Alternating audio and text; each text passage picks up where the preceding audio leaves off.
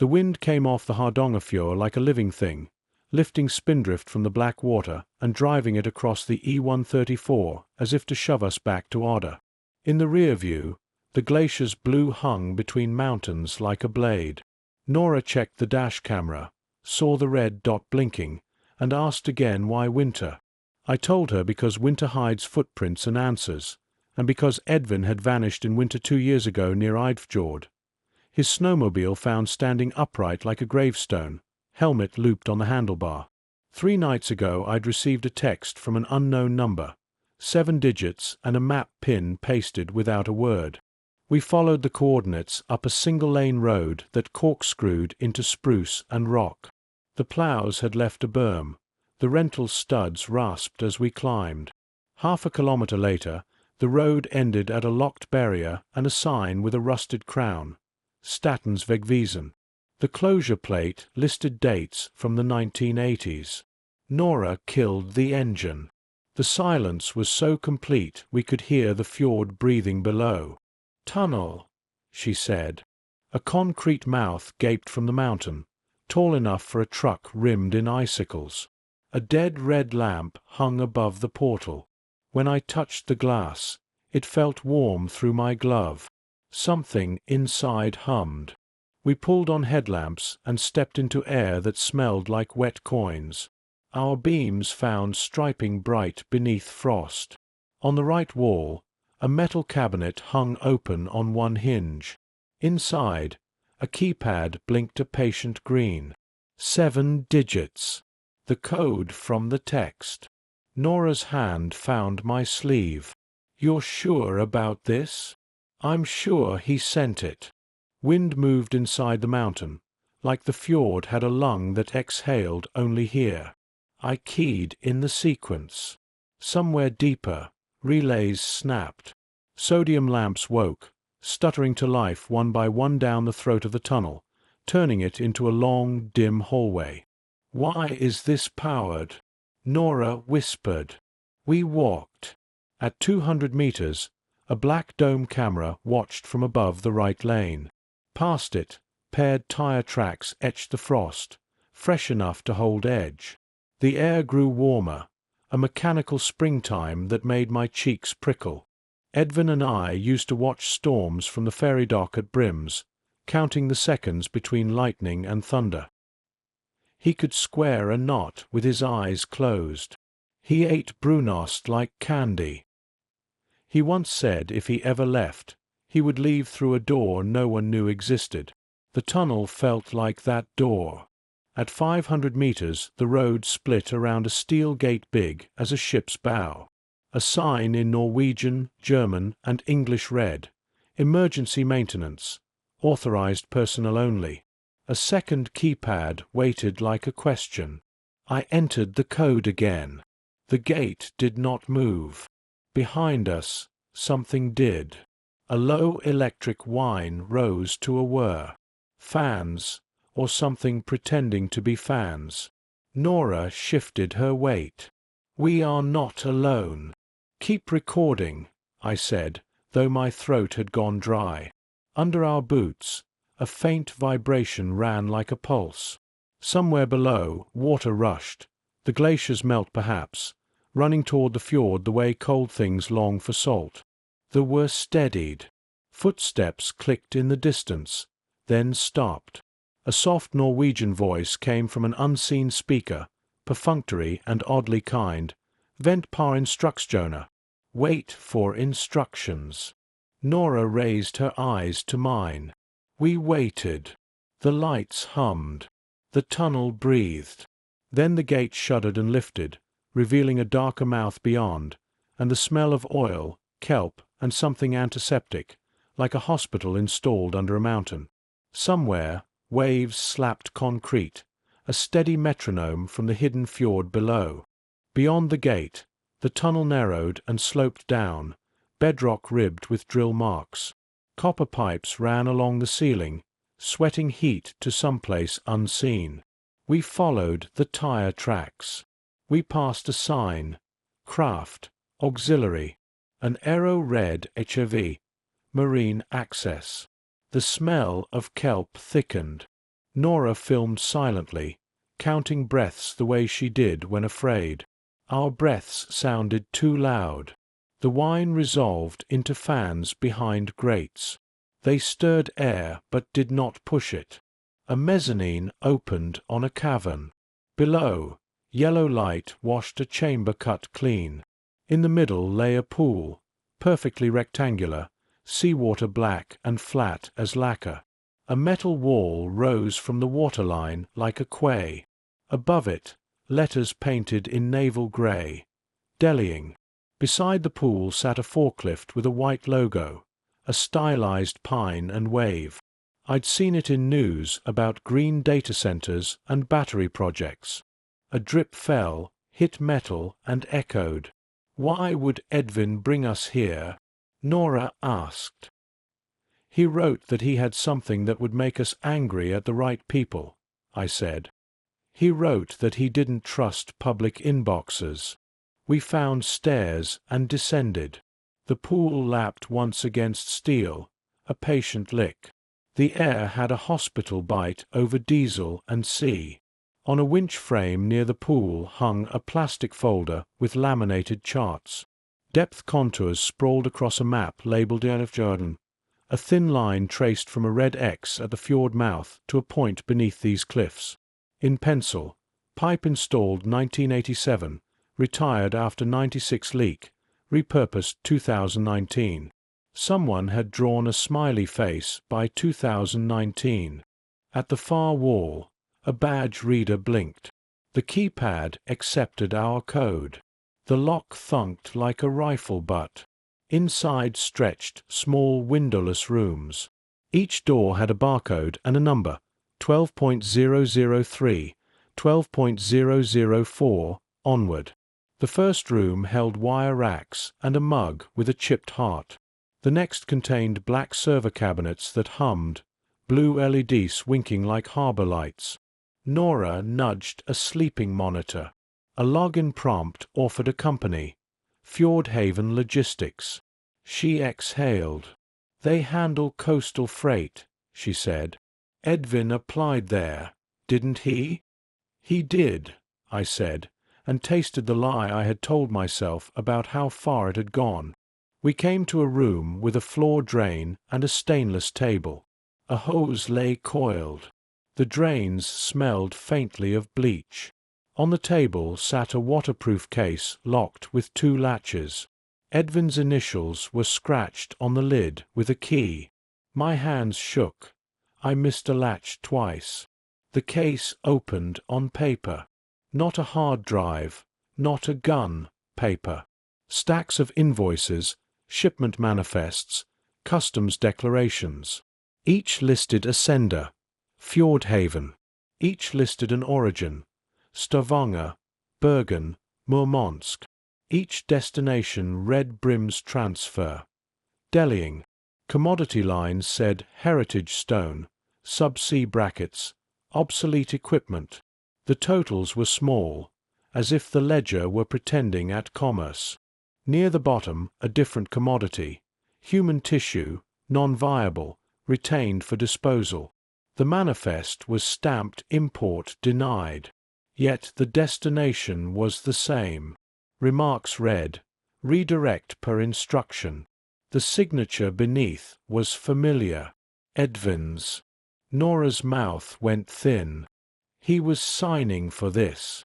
Or someone used his badge, I said, though the handwriting on a clipped note, a small sorry beside the date, was his. In the corridor, a footstep. The forklift beeped again, and somewhere water moved fast, as if something long had entered the pool. The lights dimmed, brightened as if watching. A figure appeared on the far side of the pool, framed in the doorway by the quay. He wore orange coveralls, hood up, and a life vest with a Fjordhaven logo. He lifted a hand as if greeting us across a quiet street and called, polite as a steward, "Dearer Icke authorized. You are not authorized." His other hand held a small black remote. "We're leaving," Nora said, her voice carrying too well. "Ja," he said, and pressed the remote. The metal door beside him slid upward, exposing a dark rectangular tunnel of seawater. A current drew into it with a sucking hiss, as if the mountain were drinking. The forklift beeped twice, and a chain under the water rattled. The man looked past us, waiting for someone behind. I raised both hands. "We're looking for Edvin. He worked here." The man lowered his chin, considered, then shook his head with practiced weight. "Injun Edvin. No Edvin." He pointed to a yellow line painted along the floor. "Sta der. Stand there." We stood. A camera above us rotated and clicked. Nora mouthed the words to me. "Follow the cable." A thick cable ran from the remote gate, across the ceiling, down to a breaker panel near the badge reader. Beside it stood a glass-fronted cabinet with 3 rescue suits and a bolt cutter. "Please," I said. "We only want what he left." The man tapped his ear. "Wind," he said, as if the wind in the tunnel kept him from hearing. Then, almost gently, "Dear Margie, you must go." Somewhere down the water tunnel, a sound not of machines, the hollow slap of a hull. A small boat drew through from the fjord, stern first, its outboard tilted up, rope rings floating. 2 more figures in orange eased it in, eyes hidden. The boat touched the quay without a bump. Efficient. Practiced. The first man nodded at us, as if relieved we had complied, and walked the boat forward, looking toward the mezzanine door. I followed his gaze. Above us, at the landing, stood a woman in a Fjordhaven parka with snow in her hair, cheeks raw. She did not look surprised. She looked tired. "Frode," she called to the man with the remote. "Har du control? Do you have control?" "Ja," he said. He gestured with the remote, and the gate to the room's corridor began to lower on a slow hydraulic sigh. Nora moved without waiting for me. She slipped to the cabinet, swung it open, and snapped the bolt cutter into her hands. I stepped into Frode's line of sight, forcing him to choose who to watch. Nora leaned into the cutter and bit through the cable feeding the gate. The lights flickered. The gate stopped, shuddered, then lifted half a hand in protest and froze. The woman on the landing swore, the tidy Norwegian kind, and reached for her radio. "We called the police," I lied. "They're coming from Odda." "Good," she said, and for a moment I believed it. "They never find this place in time." She came down the stairs toward us, hands empty, pace steady. "You're Edvin's brother," she said to me, and the words collapsed me. "He told me you'd come if he stopped answering." "Where is he?" Nora asked. The woman's eyes flicked to the boat tunnel. "Working," she said. "Or working something off. It depends which story you like."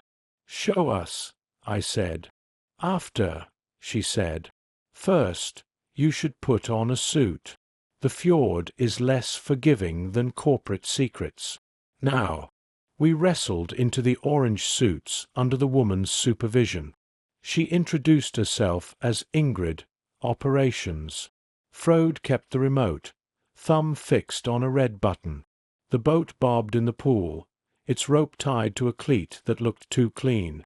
Ingrid led us along a catwalk above the water tunnel. The draft pulled toward the fjord. "Storm outside," she said. "You won't get back up the road. The police won't either." "Convenient," Nora said. "Predictable," Ingrid said. "The fjord writes the calendar."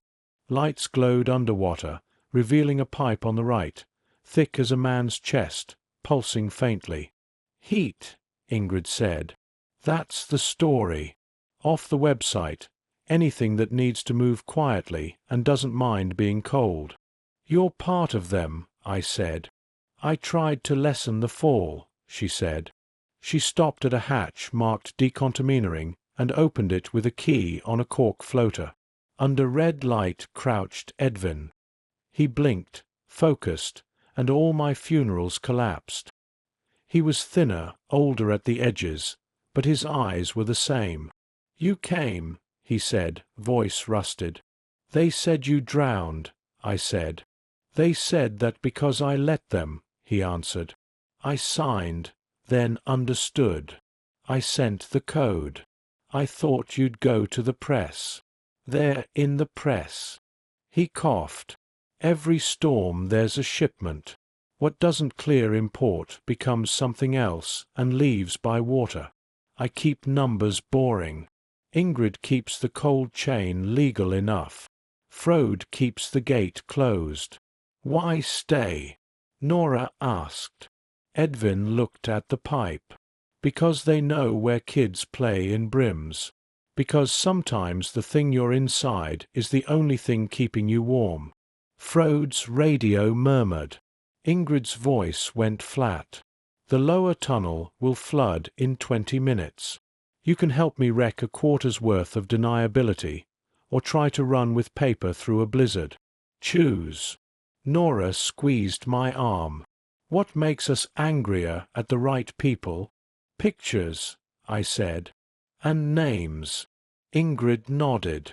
There is a server the board forgot isn't air-gapped. Fjord will pretend to chase you. Edvin will pretend to stop him. You get 10 minutes. We ran. Sirens that were only fans howled. Doors thumped like a heartbeat. In the server room, a console showed Delling Five.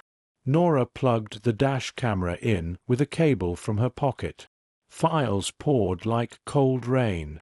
The storm hit in a sheet that erased the fjord. We didn't make it far. A drift pinned the car. Ingrid's Land Cruiser pulled us out and pointed us toward Odda. Edvin stayed. Before the signal died he texted, "Vent par instructiona." Wait for instructions.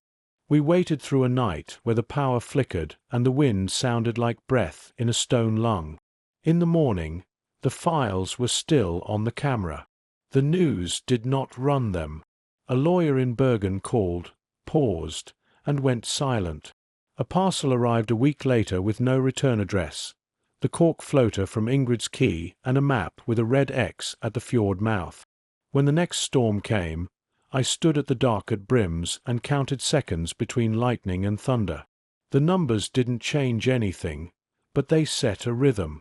Somewhere under the cliff, air moved and lights dimmed, brightened as if watching. I sent the files to places that still believe in leaks. The fjord wrote its calendar. We kept our own. On calm days, fishermen swear the water tastes metallic then sweet. Maybe it's silt. Maybe it's stories. Maybe it's the mountain breathing.